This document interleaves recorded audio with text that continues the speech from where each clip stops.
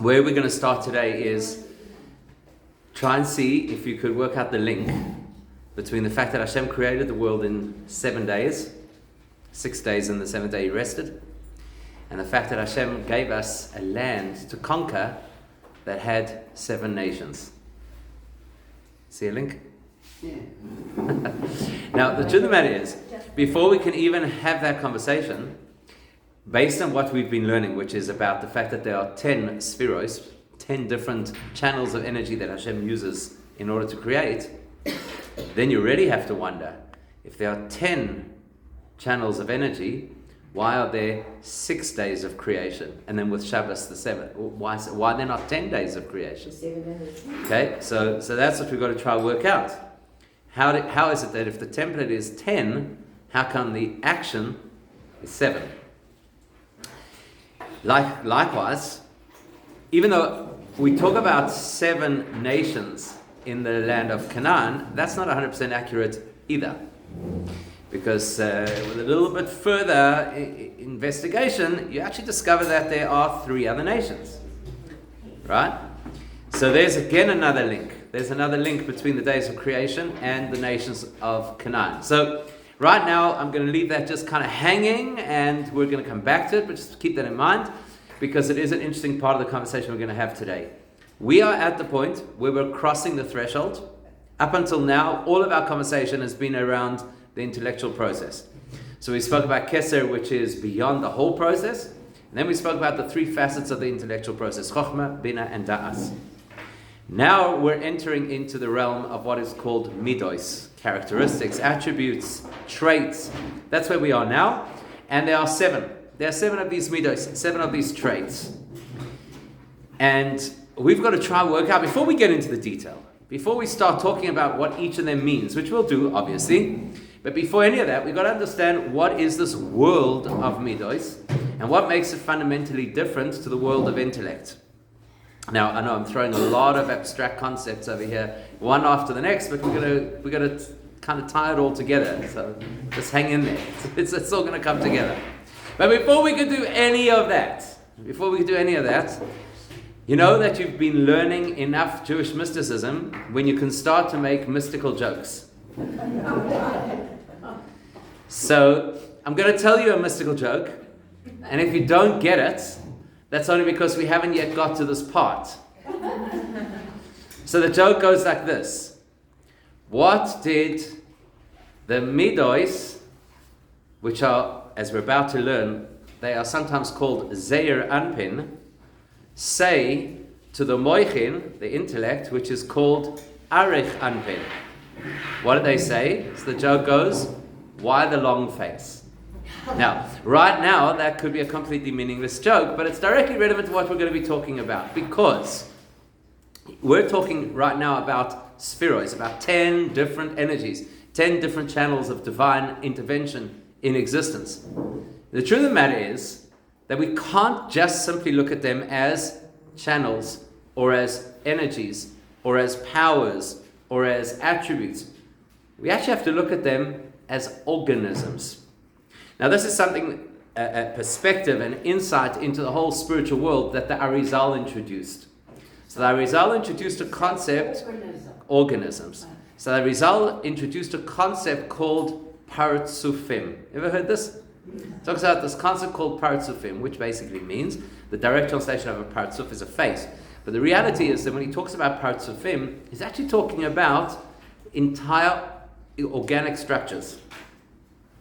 And so he takes all of the 10 sephiros and he divides them into 4 partsufim, 4 organic structures. And this is going to be relevant for our conversation. It should have been relevant to what we learned till now, but we didn't yet have context. So now we can reflect it back on what we've already learned and use it to go forward as well. So the 4 partsufim, the 4 personas that he speaks about are Abba, Ima, Ben, and Bat. Okay, father, mother, son, daughter. That's how he describes them.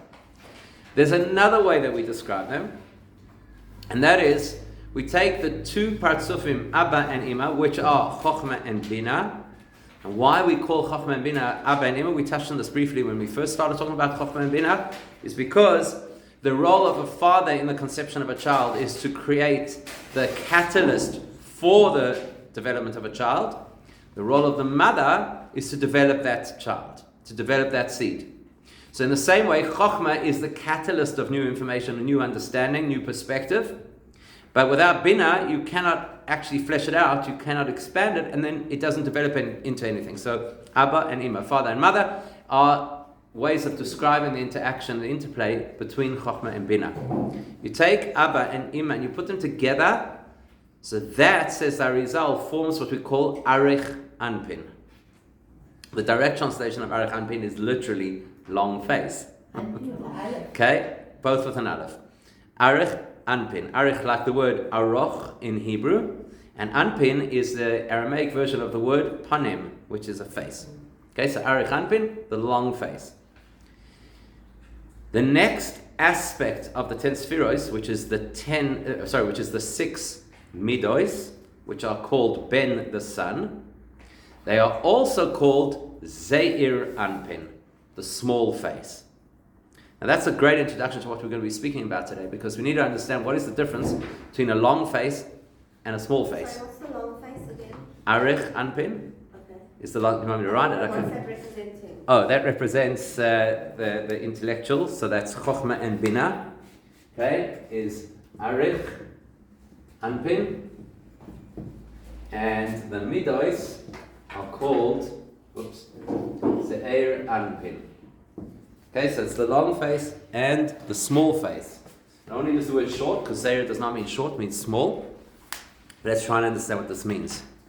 So, in the human experience, what is the role of a face? I mean, it's probably more than one role, right? But what does a face do in the interaction, the relationship, the connection between people?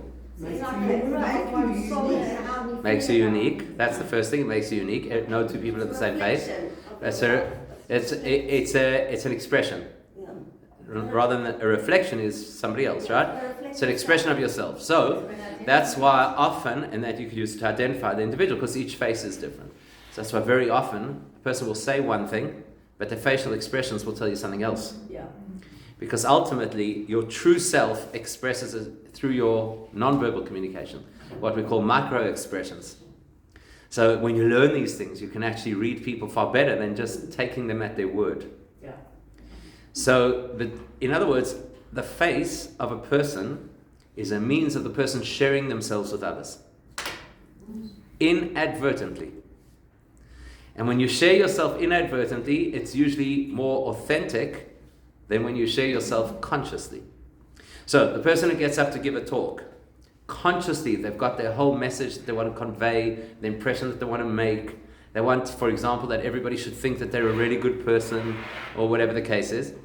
But then the facial expressions could very well tell a different story. So what's really sharing who I am is my face. And that's why when we, for example, in the Zoom era, it's a little difficult to communicate with people because very often you're unable, without realizing that it's an issue, but the reality is you're unable to see those micro expressions. So you feel that there's a level of disconnect. That's why we talk about the deepest kind of relationship that you can have with two people is called panim el panim, face to face. Face to face, because that allows an intimacy of connection. You're able to gaze at each other, you're able to see, you're able to tell the story that's not being told. Whereas if you had two people standing side by side having the same conversation, it would be a very different experience. So the panim, the face, that represents for us sharing of self. That's why, for example, we say in the brocha that the Kohanim give us, they say, Yo'er Hashem panav eilecha. May Hashem shine His face, and I know they say countenance because they want to make it sound more fancy, but really what it means is may Hashem shine His face on you, which means Hashem should share Himself generously with you. That Hashem should give a radiant version of Himself to you. When Moshe, for example, says, I want to see Hashem, Hashem says, Ponai lo yerau. You cannot see my face, meaning you cannot experience the full expression of who I am. There's always going to be some veil, some filter, some restraint, Because it's not possible, ki lo yir'ani ha'adam v'chai, because a human cannot experience Hashem sharing himself completely and survive that experience. So whenever we talk about a face, what we're talking about is sharing a deeper part of ourselves. That's what reflects on our face. Now you go plug that into all of the stories that we have in the Torah and all the references we have in the Torah to a face, and every story suddenly comes to life. Think just arbitrarily, right? So think of the story of Yosef. Yosef comes into prison one morning, and there's the royal butler and the royal baker. And what does he say? Madua penechem ro'im hayoim. Why are your faces downcast today? In other words, they didn't say anything, but he was able to read their face. He paid attention because we wear ourselves on our faces. So when we talk about Hashem sharing himself, revealing himself, expressing himself in the world, we'll talk about it as Hashem showing his face to a greater or less extent. The full extent of showing Hashem's face is beyond us. It's not going to happen. It's not going to happen to us in our reality. So now, with that information, let's go back and look at these two phrases. So you have Arich Anpin. Excuse me. Arich Anpin means the long face. Zer Anpin means the small face. Those are two expressions of how much Hashem is revealing himself. In the world of moichin, in the world of intellect, we'll talk about in a moment what that is, Hashem reveals himself a lot. That's why we call it a long face. In fact, that's specifically why we call it long rather than large.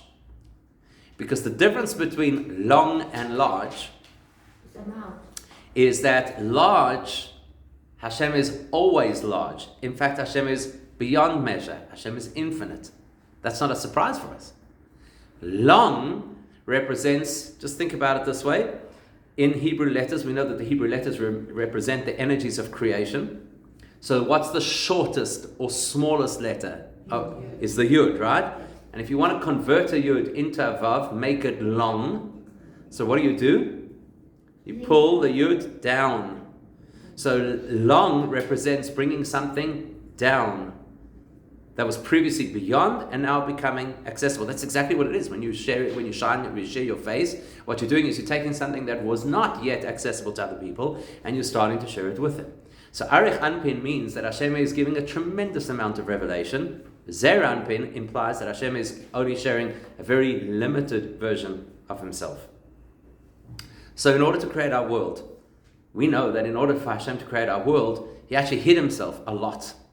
That's why the first sentence in the Torah goes, Bereshis bara Elokim.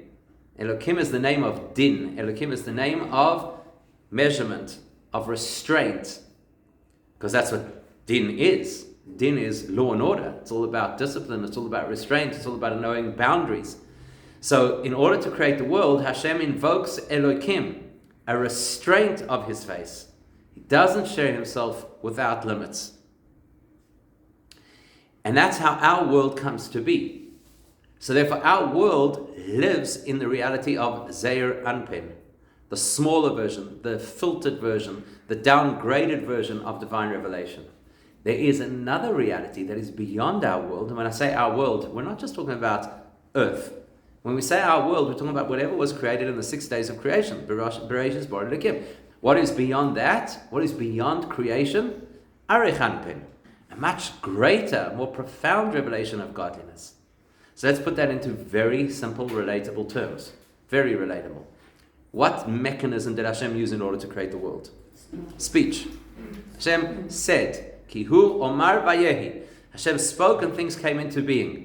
We see it throughout the whole story of creation. Vayomer Elokim. And Hashem said, let there be light. And Hashem said, let the firmament and the waters separate from each other, etc. So the technique of creation is speaking. Now in our experience, because we do speak, right? Why do we speak? What are we trying to achieve when we speak? Communication. Okay. So what does it mean to communicate? We all say communication, which is true. You can communicate in writing as well. You can communicate, as we've just discovered, non-verbal communication. So what do we mean? What do we intend to do when we speak? Connect. We could connect in other ways. It can give a person a hug. It's also connection. What do we want to do when we speak? Make what whole? To transmit. Okay, so what does it mean to transmit? So for example, if a person screams, they may also be transmitting a deep emotion. What's specific about speaking? You create. We don't halavai, we create it, or maybe not halavai, right? When we speak, You can say something, but our face will. this is true. We can say something and our face will tell a different story. Absolutely. Like the person says, Expression. I absolutely love what you're saying, right? So that kind of thing. Okay, but what is the objective of speech? Why do we speak? Understand. To express ourselves. Yeah. To express ourselves. Now let's understand. What does it mean to express ourselves? What does that mean? To express ourselves. That's exactly what speech is. It's to express ourselves. To take. Correct. To take what's going on inside and to share it. To reveal it. That's what we do when we speak. Could be our thoughts. Could be our dreams. Could be our feelings. That's what speaking does. It takes the things that are occurring internally and shares it to the outside. That's what speech is. Now, and think carefully before you respond, is speaking liberating or frustrating? You see, now that's a Jewish answer. Jewish answer is both, or it depends. Those are Jewish answers. But that is correct. It is correct, because it could be either. So let's unpack. When is speaking liberating? When you're understood. Correct. When you're able to reveal, to share, to transmit what it is that's going on inside, and the other person gets it. Which is exactly why it's frustrating. Because that almost never happens. It almost never happens. Because one of the worst things, one of the most frustrating things that happens when we speak is the person says, I know exactly what you mean, and you can tell they don't have a clue. Right? Or, for example, when you're trying to teach. Another example, right? So you have this clarity in your own mind what the idea is, and as it's coming out of your mouth, you think, that's just it's not conveying what I know. It's falling flat. My words are not giving real, opportunity to my thoughts. So there's a frustration that happens with speaking. And the reason for that frustration is because speaking is a diminutive version of thinking or feeling. The way I feel it inside is fiery. The way it comes out in the words could sound a little bit, exactly. I could have an idea that is so nuanced, and yet the way that it's coming across is very basic. So our thoughts are more limitless than our ability to. Correct. Exactly. So when Hashem creates the world out of words, naturally that's going to be Zeir Anpin. It's going to be a smaller, filtered, lesser version of divine revelation than what preceded those words. Now, what precedes words? Always. Thoughts. It's very important for a person to recognize that not all thoughts are intellectual. So that's why people say things that are not so intellectual, because yes, it's true that there's a thought that precipitates words, but thoughts are not always intellectual. So the most meaningful kind of words that we share are words that are built on something that is deep and meaningful and intellectual. But then the disparity between that deep intellect and those words is going to be far greater. Meaning, if a person's talking nonsense, the distance between the thoughts of nonsense and the words of nonsense is not a big distance. But if a person's intellectually processing a very profound concept, there's going to be a massive change between how they process internally and how it comes out in their words.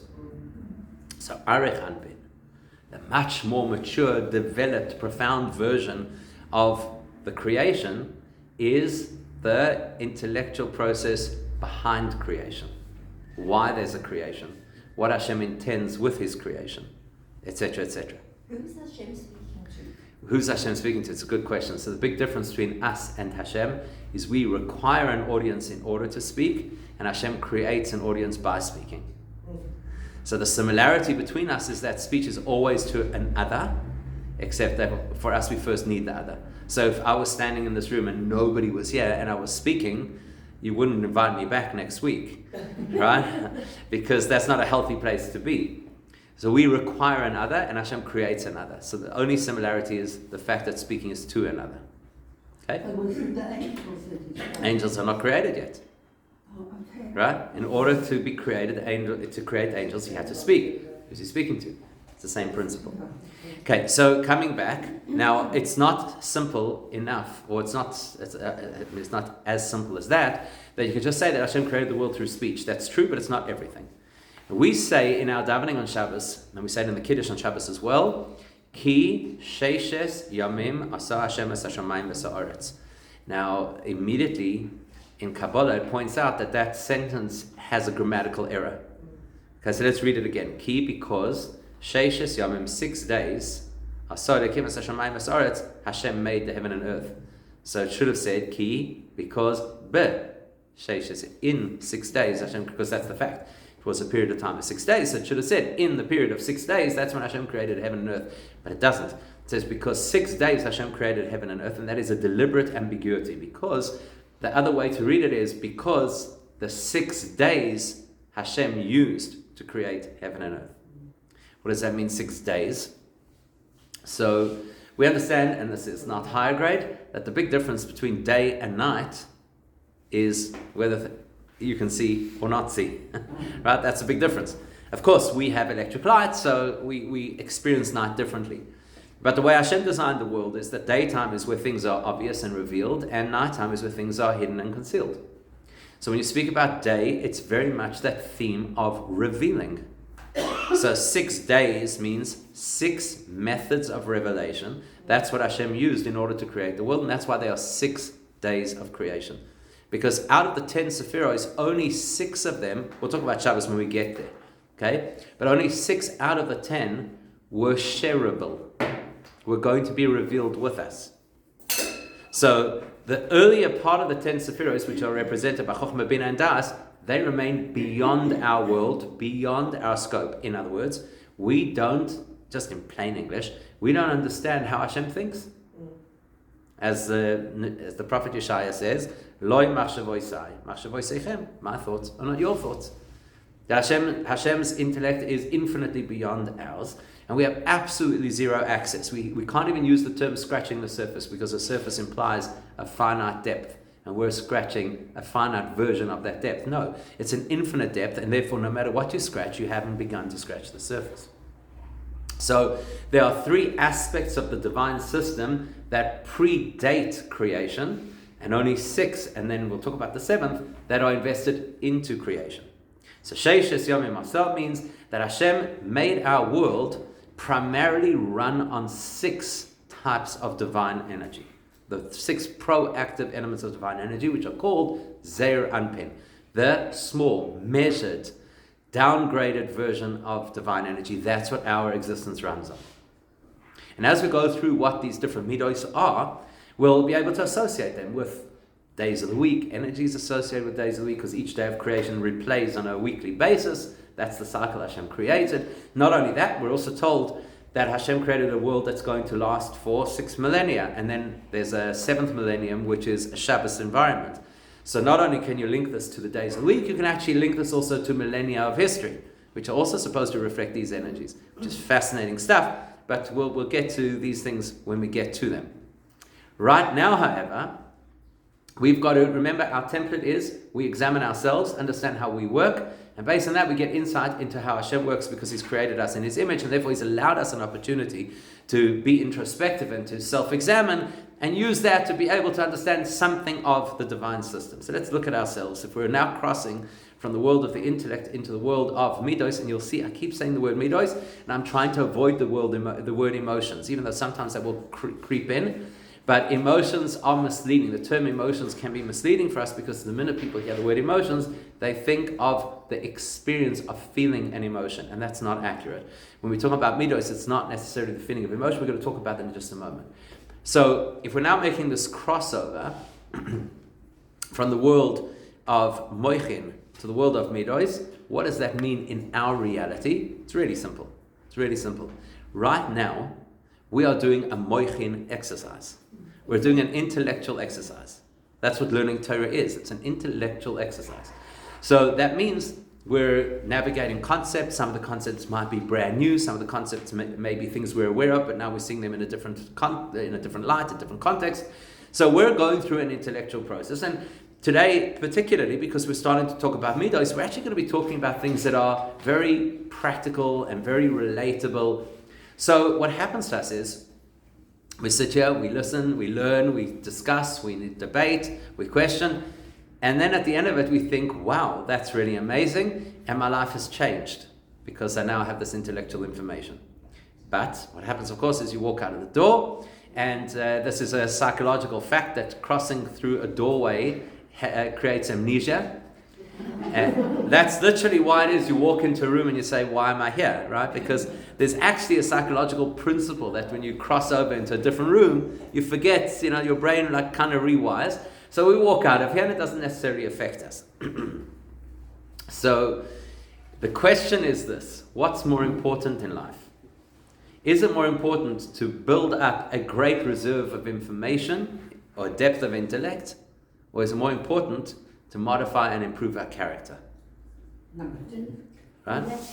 Because we don't, what do they say? The cliche goes, nobody cares how much you know until they know how much you care. Which basically means that at the end of the day, all the intellect in the world does not translate into one bit of being a mensch. You actually have to be a mensch. So, now that we understand that Hashem created the world specifically in a template of 6 days and a seventh, which is Shabbos, implying that Hashem shared 6 degrees of self-revelation with us. So the other things about Hashem are beyond us, but this is what He chose to share with us. That will help us understand a little bit about why it is we have this idea of conquering the land of Canaan, which has 7 nations. Okay, let's talk about this for a moment. I know in today's world, the idea of conquering nations is not very PC. So you've got to be careful where you say this and who you say it to, and people aren't so comfortable with it. One thing for sure in Judaism is that whatever the Torah tells us applies at all times to all people. Even if you're nowhere near Israel, and even if you're not a combatant. In other words, Israel is not just a place, it's also a state of being. And in order to reach that state of being, we have to do something that reflects what they had to do originally to conquer the land. Now let's pause for a moment. Before we talk about this, let's just pause for a moment and compare what the land used to be called and what it is now called. What did it used to be called? Canaan. What's it now called? Eretz Yisrael. Okay? What's the difference between Canaan and Eretz Yisrael? The meaning. What's the meaning of the words? The meaning of the word Canaan versus the meaning of the words Eretz Yisrael. So, anybody? Canaan. Canaan. Isn't it from submission? You could say from the word the Chof Nun Aleph is to submit, which is true. But I'm looking for a word in the Torah itself. In the Torah itself, well, in Tanakh itself, we have a translation of the word Canaan. In Tanakh. Anybody know what it is? So in Tanakh we use the word Kanaani. Kanaani is a merchant, like a smos, right? A peddler is actually probably more than a merchant. A Kanaani is a peddler. Okay? So why do you think that Hashem chose to call that land Canaan, which implies a peddler? And yes, it does also have the meaning of the word Hachna'ah, which is submission, which is true, which we're going to get to. But why a peddler? What do peddlers do?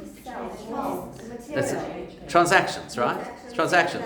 And it's not all sales, right? Peddlers in those days, there was barter as well. So the idea of a peddler is somebody who trades something that has value for something else that hopefully has greater value. That's really what a Canaani is supposed to be doing. A businessman.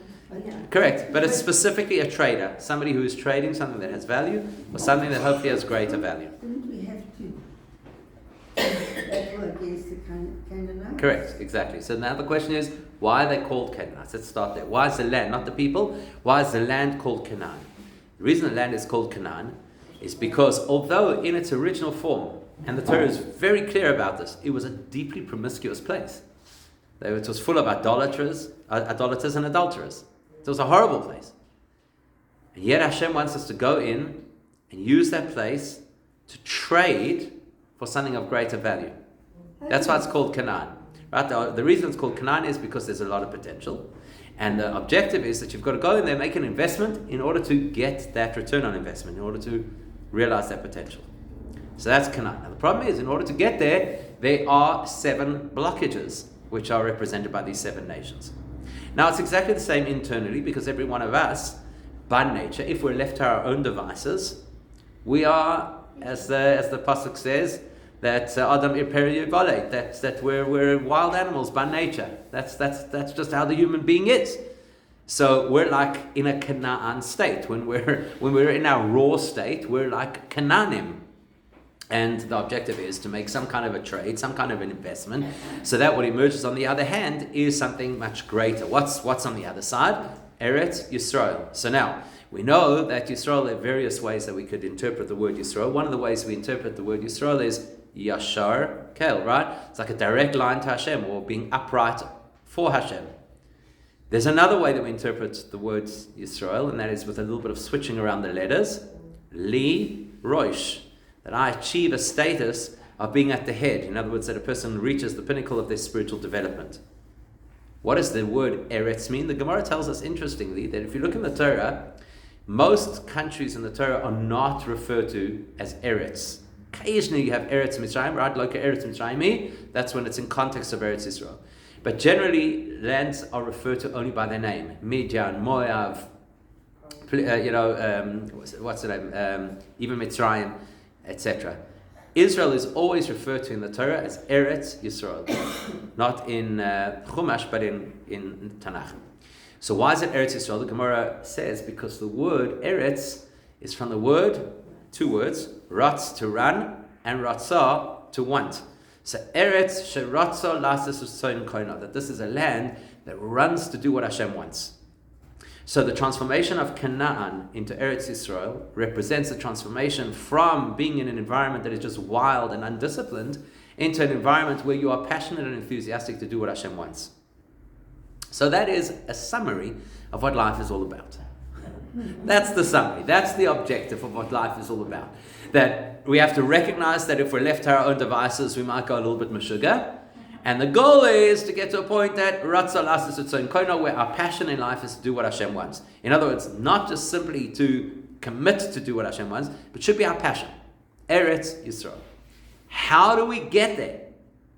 So in order to get there, now you can come to the word Canaan from the word Hachna'ah, which is submission. In order for us to get there, we have to identify the 7 elements of character that every one of us has.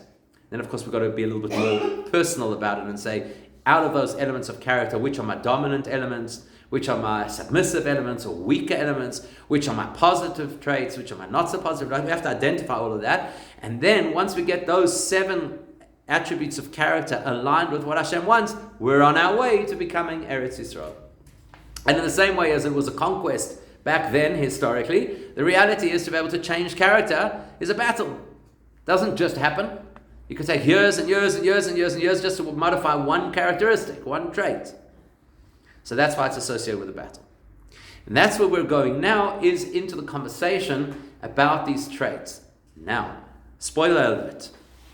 When Mashiach comes, we're told Hashem will expand the borders of Israel to include areas that are to the east of the current borders of Israel. 3 territories which belong to the KKK.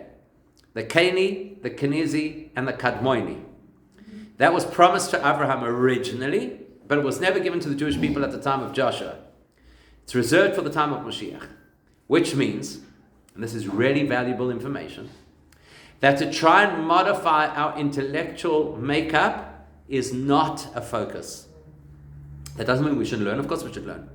But the intellectual makeup, for example, if a person is highly analytical, there's no mitzvah to become a creative. And if a person is philosophical, there's no mitzvah for that person to become a historian, or whatever it is that their brain processes. That's no mitzvah. There's no growth in that. All the growth is for us to modify our character. However, when Mashiach comes, then Hashem will expand our opportunities and will even have the opportunity to modify the intellectual process represented by these 3 additional nations that we can conquer, like there are 3 additional parts of human of the soul system that we're not talking about it yet. Right now we're just talking about the 7 Middos, 6 and the 7th, right? We're keeping them separate. So, what are Middos? If people are going to say, as they often do, that Middos are emotions, that is misleading. Rather, Middos are our subjective approach, attitude, or response to what's going on in our lives. And there are 7 templates, but we're going to focus on 6 templates of how we react to what's going on in our lives. And that's got everything to do with our character, and that's where all of our growth has to be. So let's just throw it out. What's the first midah that always comes to people's minds? The first trait that a person should always be, chesed, right? Always first thing on the list is chesed, and everybody celebrates chesed. It's so important. Wherever you go now, there's signs on the billboards that say, be kind. It's a great thing, right? Kindness is a great thing. Let's talk about kindness for a moment and just use it as a template for how these middos work. Because every midah can be positive or negative. That's really important to know. Every midah. That means kindness could be negative.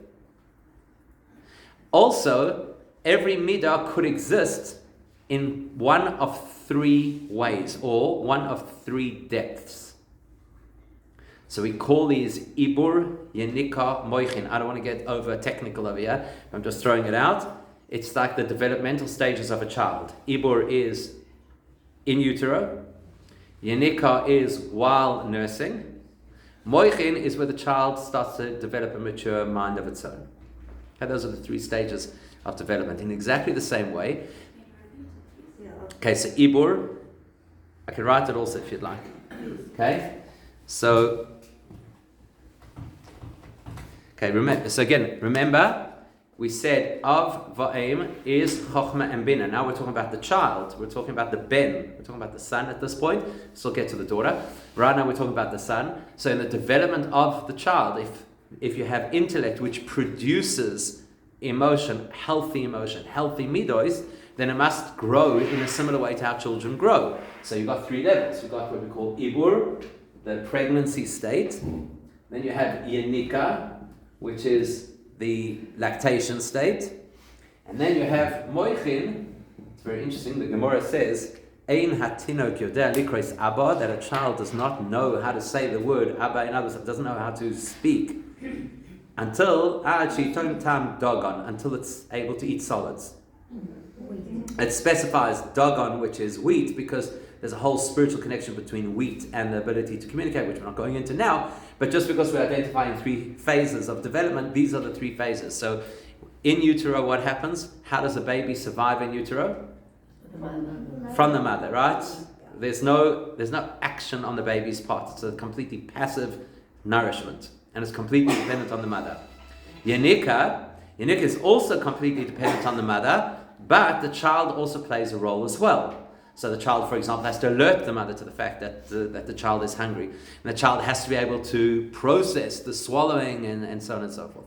Whereas moichin, when the child is old enough to eat solids, it's kind of independent mostly from the mother. Of course, the mother's still, cutting the sandwich into little pieces and all that stuff. But at the end of the day, the child is effectively independent. So when we're going to talk about any of the attributes that we're going to talk about, we have to think, and this is a great way to do introspection. It's a month of Elul, it works really well. So this is a great way for us to do introspection. We can identify any one of our traits, bearing in mind that every trait has many, many subcategories. So if I say chesed is not only kindness. Chesed also speaks to things like tolerance, generosity, benevolence, sharing, even in the case in the context of sharing information. Like a chesed teacher will share more. A Gevurah teacher will possibly share less, etc., etc. There are many, many manifestations. So in each of these, we can ask ourselves, is this particular attribute in my life in a state of Ibur, Yenika, or Moichin? Now let's understand what they are. Ibur is the child doesn't yet have an identity of its own. So why is the child developing and growing? Because there's an external organism called the mother that's feeding it and helping it to grow.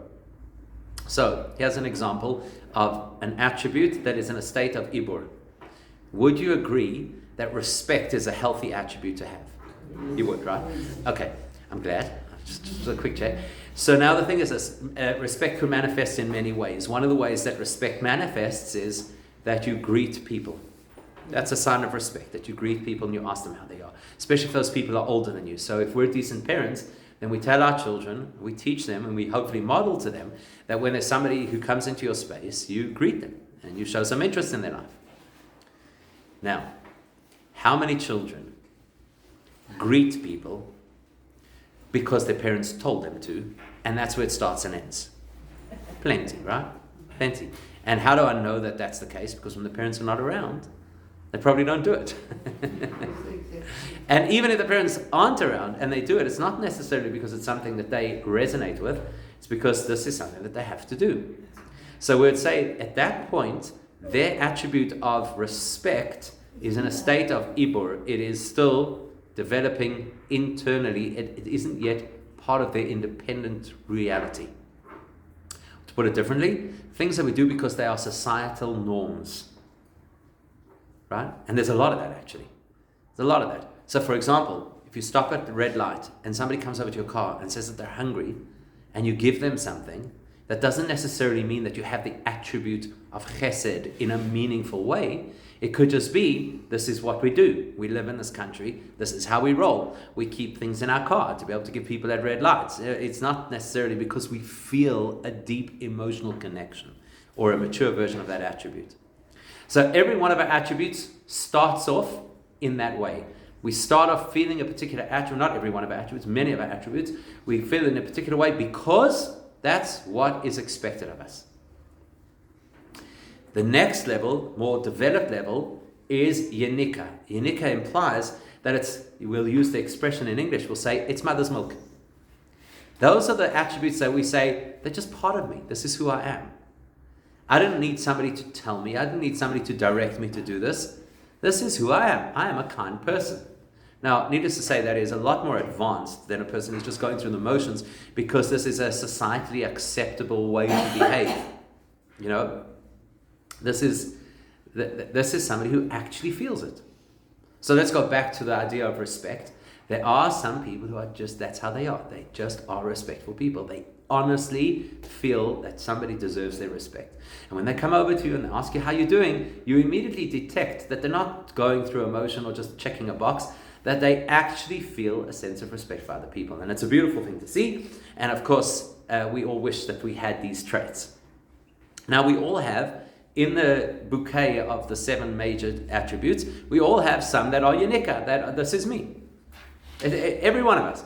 And that's when people describe themselves. I'm a kind person. I'm a disciplined person. I'm a persistent person. I'm a humble person. All of those are effectively the attributes that we have that are at the stage of yenika. They're kind of nurtured and they're part of who I am, and I don't need anybody to teach me this.